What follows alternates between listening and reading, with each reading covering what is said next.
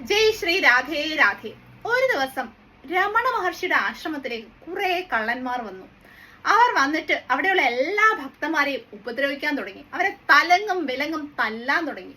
വേദനിപ്പിക്കുന്ന രീതിയിൽ, പാടുകൾ അവശേഷിക്കുന്ന രീതിയിൽ അവരെ ഉപദ്രവിക്കാൻ തുടങ്ങി. എന്നിട്ട് ഇതെല്ലാം ചെയ്തു കഴിഞ്ഞിട്ട് അവർ നേരെ രമണ മഹർഷിയുടെ അടുത്തേക്ക് എത്തി. എന്നിട്ട് രമണ മഹർഷി ഒരു വലിയ വടി എടുത്തിട്ട് അദ്ദേഹത്തിനെ തല്ലാൻ തുടങ്ങി, ദേഹോപദ്രവം ചെയ്യാൻ തുടങ്ങി.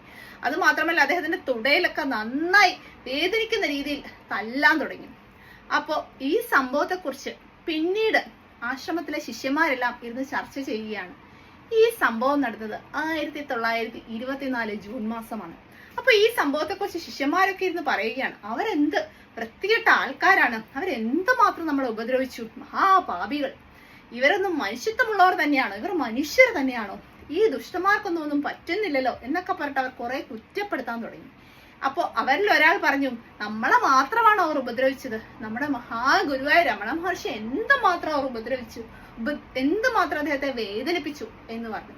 ഇതൊക്കെ കേട്ടുകൊണ്ട് രമണ മഹർഷി അങ്ങനെ ഇരിക്കുകയാണ്. രമണ മഹർഷിയിൽ നിന്ന് എന്തെങ്കിലും ഒരു പ്രതികരണം പ്രതീക്ഷിച്ചാണ് ഈ ശിഷ്യന്മാർ ഇതൊക്കെ പറഞ്ഞുകൊണ്ടിരിക്കുന്നത്.